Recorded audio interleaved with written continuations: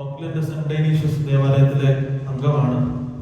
Stefan ഇപ്പോൾ യൂണി പഠനം second year പഠിച്ച് തേർഡ് ഇയറിലേക്ക് കടന്നിരിക്കുകയാണ്. സ്റ്റെഫാന്റെ ആഗ്രഹമാണ് ഒരു വൈദികനാക്കിയിരുന്നുള്ളൂ. ഇവിടെ തന്നെ ജനിച്ചു വളർന്ന ഒരു കുട്ടിയാണ്. പ്രത്യേകിച്ച് ഓക്ലൻഡ് സെന്റ് ഇഗ്നേഷ്യസ് ദേവാലയത്തിലെ ഒരു അംഗമാണ്. ഇപ്പോൾ അദ്ദേഹം സിഡ്നിയിൽ ഒരു 1-2 സെമിനാരികൾ കോപ്പറ്റിക് സഭയുടെ മറ്റ് സെമിനാരികളൊന്ന് കാണുന്നതിനായിട്ട് വന്നതാണ്. ഇപ്പോൾ അദ്ദേഹത്തിന്റെ യൂണി ഹോളിഡേയ്സ് ആണ്. നാളെ തിരികെ ഓക്ലൻഡിലേക്ക് തിരിച്ചു പോകുമ്പോൾ പ്രത്യേകിച്ച് സ്റ്റെഫാൻ ഇന്നത്തെ ദൈവവചനത്തെ ആസ്പദമാക്കി അല്പസമയം നമ്മളോട് സംസാരിക്കും. Glory to the Father, the Son, the Holy Spirit, one true God. Greetings, my brothers and sisters in Christ. My name is Stefan and I'm from the St. Ignatius Indian Orthodox Church in Auckland, New Zealand. A few things about our church is that we are the first ever Indian Orthodox community within New Zealand. And by the grace of God, we have been able to build our own church in Auckland. I am well aware about the progress of your own church construction.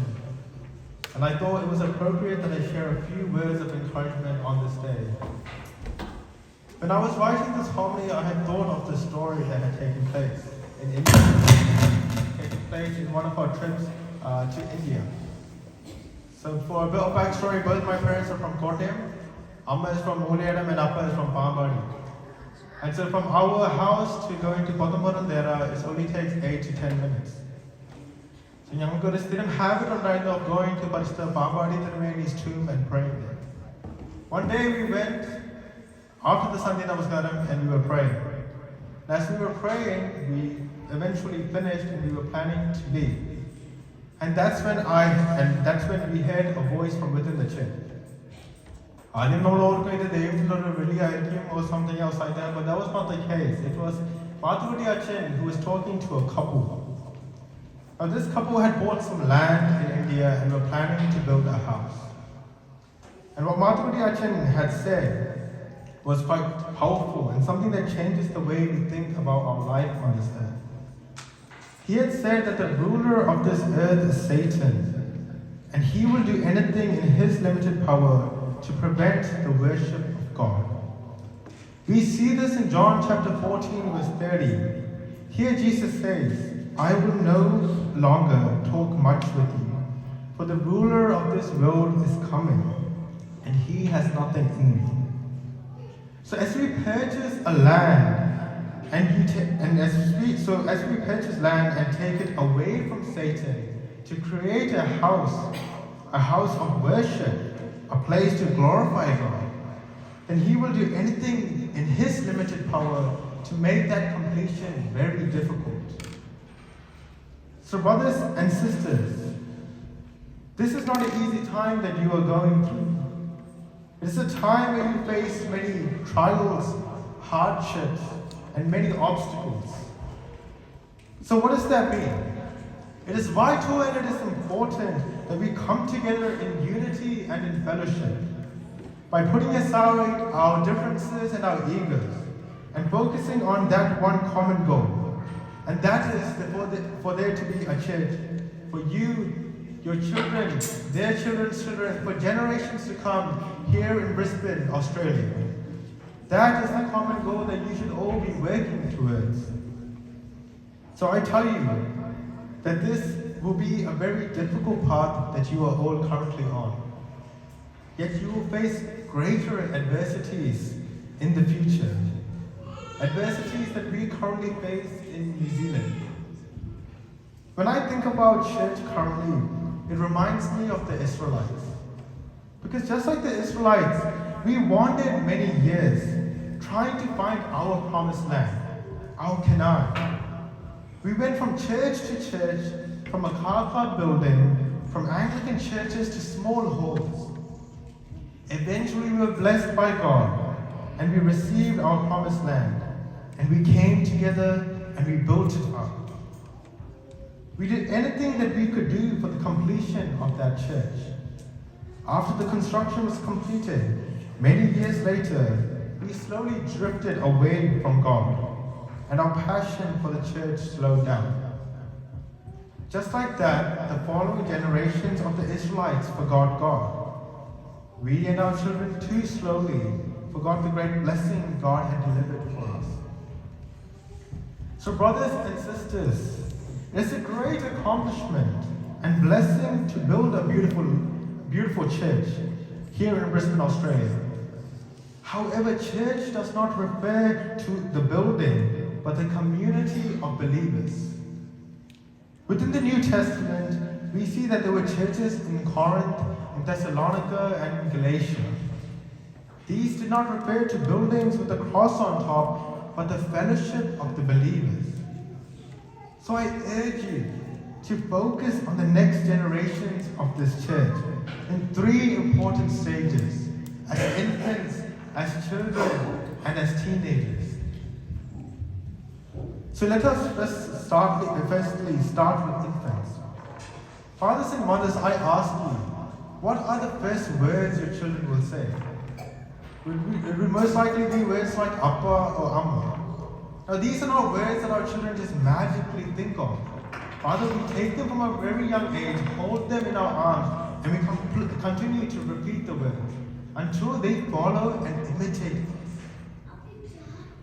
Just like that, our infants and our toddlers grow up watching, imitating, and learning from us. Fathers and mothers, I ask you, how many of you here today pray together as a family?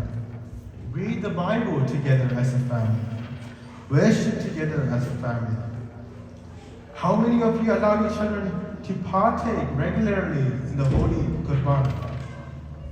These are the practices that we need our children to watch and follow. Eventually, once they are old enough to have their own children, they too will do the same. Secondly, children. Church should be a second home for you all. Church should be a second home for you. Many of my good friendships have arose from church. Friendships that have lasted me over 10 years. Enjoy this time that you guys have here, because it is a thing of beauty. Parents, allow your children to be active in the Sunday school and all other church activities, because if they are not learning from within our church, then they will go elsewhere to get their information. So it is our duty as Sunday school students, as Sunday school teachers, to teach our children according to our church, and our duty as parents to make sure our child grows up within the church. Finally, as teenagers, this is one of the toughest times that we will face in our lives. A time where our faith will be tested. 2 weeks ago, the Australian Bureau of Statistics reported that 40% of Australians stated having no religion. At one point, Australia was a Christian country. Now, as the years go on, we are slowly becoming the minority. These ages of 15 to 18 are very pivotal. As many of us get our first jobs, we start to drive, we start to have exams, etc. We slowly become more independent, and the time comes where we need to choose where church belongs in this list of priorities. Especially within the society, it is quite easy for us to let go of church and have it fall right at the bottom of that list of priorities. I think I've heard that the wages in Australia on Sundays are 1.5 times. So I see how there are many pull factors within Australia that can pull our youth away from this church. Some may even complain that the 3 to 4 hours that we attend church is too long, too tiring. But I tell you, the spirituality that you feel after partaking within the Holy Qurbana is a feeling that you will not get from any other church, from any other place. For this, it is important for us to completely understand our practices and the practices that have been passed down thousands of years. I would like to end off with a quote from Pope Shinoda III. A church without a youth is a church without a future. Moreover, a youth without a church is a youth without a future. To conclude, brothers and sisters, let us come together in fellowship during this trying time. Let us work together and build up this church through unity and prosperity. Most importantly, let us build up and invest our time in the next generation of this church. From a young age as infants to the age where they decide which path that they would like to take. Let us continue to keep the church construction and its progress within our prayers. And pray that the next generation of this church will grow prosperously and fruitfully to serve this community. May God bless us all. Thank you. സ്റ്റെഫാനെ ഞാൻ ആദ്യമേ പരിചയപ്പെടുത്തിയതാണ്. തീർച്ചയായിട്ടും വളരെ സന്തോഷം നിറഞ്ഞ ഒരു നിമിഷത്തിലാണ് ഞാൻ ഇരിക്കുന്നത്. ഞാൻ ഇവിടെ വന്നിട്ട് 3 വർഷമായെങ്കിലും ഇന്ന് എനിക്ക് ഏറ്റവും സന്തോഷം തോന്നിയ ദിവസമാണ്. കാരണം നമ്മുടെ ഇടയിലും വെളിച്ചം കാണുന്നുണ്ട് എന്നുള്ളത് വളരെ സന്തോഷകരമായ കാര്യമാണ്. നമ്മുടെ ഏഷ്യ പസഫിക് റീജിയനിൽ 2ാമത്തെ ആളാണ് വൈദിക സെമിനാരിൽ പോകാനായിട്ട് താല്പര്യപ്പെടുന്നത്. ഒരാളിപ്പോൾ എപ്പിംഗ് ദേവാലയത്തിലെ ഒരു മകൻ ഇവിടെ കോട്ടയം വൈദിക സെമിനാരിൽ 3ാം വർഷം പഠിക്കുന്നുണ്ട്. ഇപ്പോൾ 2ാമത്തെ ആളാണ് ഓക്ലൻഡ് ദേവാലയത്തിൽ ഒരാളുകൂടെ പ്രത്യേകിച്ച് വൈദിക. നമുക്ക് ഇവിടെ നിന്നുള്ള ആളുകൾ തീർച്ചയായിട്ടും വൈദികരായെങ്കിൽ മാത്രമേ ഇനിയുമുള്ള ഈ തലമുറ ദേവാലയത്തിൽ നിലനിൽക്കുകയുള്ളൂ. ഞങ്ങൾ എത്ര ശ്രമിച്ചാലും തീർച്ചയായിട്ടും നിങ്ങളുമായിട്ട് ചേർന്ന് പോകുമായിരിക്കും. പക്ഷെ വരുന്ന തലമുറയോട് ചേർന്ന് പോകുമ്പോൾ തീർച്ചയായിട്ടും ഇവിടെ നിന്ന് തന്നെ കുഞ്ഞുങ്ങൾ വൈദികരായി വന്നെങ്കിൽ മാത്രമേ ഒരുപക്ഷെ ദേവാലയം പണിയുന്നുണ്ടാകും. പക്ഷെ ദേവാലയം പണിതുകൊണ്ട് അവിടെ സ്റ്റെഫാൻ സൂചിപ്പിച്ചതുപോലെ നമ്മുടെ ദേവാലയത്തിൽ അടുത്ത തലമുറ വരേണ്ടത് വളരെ ആവശ്യമാണ്. അതുകൊണ്ട് തന്നെ ബാഹ്യമായ ദേവാലയം പണിതുകൊണ്ട് മാത്രം എല്ലാം പൂർത്തിയാകുക എന്നുള്ളത്. അതുകൊണ്ട് തന്നെ അടുത്ത തലമുറ ദേവാലയത്തോട് ചേർത്ത് നിർത്തേണ്ട വലിയ ഉത്തരവാദിത്വവും കടമയും എനിക്ക് നിങ്ങൾക്കുമുണ്ട്. അതുകൊണ്ട് തന്നെ പുതിയ തലമുറയിൽ നിന്നും ആളുകളൊക്കെ തന്നെ പ്രത്യേകിച്ച് സ്റ്റെഫാനെ പോലെയുള്ള നമ്മുടെ ദേവാലയത്തിൽ നിന്നും ആരെങ്കിലും ഒക്കെ പ്രത്യേകിച്ച് കടന്നു വരട്ടെ എന്ന് പ്രത്യേകമായിട്ട് പ്രാർത്ഥിക്കുന്നു.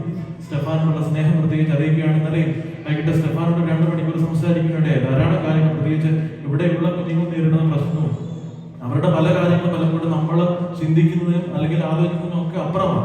അത് പലപ്പോഴും നമുക്ക് മനസ്സിലാകില്ല. അതുകൊണ്ട് അവരുടെ ഏജ് ഗ്രൂപ്പിൽ പെട്ട ആളുകൾക്ക് മാത്രമേ ഇവിടെ അവർ എന്താണ് നേരിടുന്നത്, ഇവിടുത്തെ പ്രശ്നം എന്താണ്, അവര് സ്കൂളിലും കോളേജിലും അല്ലെങ്കിൽ യൂണിയനിലും ഒക്കെ നേരിടുന്ന ക്രൈസിസ് എന്താണെന്നുള്ളത് നമ്മൾ എത്ര ശ്രമിച്ചാലും ചിന്തിച്ചാലും ആലോചിച്ചാലും മാതാപിതാക്കളെ നിങ്ങൾക്കും ഒരുപക്ഷെ 2-3 വർഷങ്ങൾക്കും ഞങ്ങൾക്കൊക്കെ മനസ്സിലാകില്ല. അതുകൊണ്ട് ഏറ്റവും കൂടുതൽ അവരെ മനസ്സിലാക്കുന്നതും അവരെ അടുത്തറിയുന്നതും അവരിൽ നിന്ന് പെട്ട ഒരാളാണ്.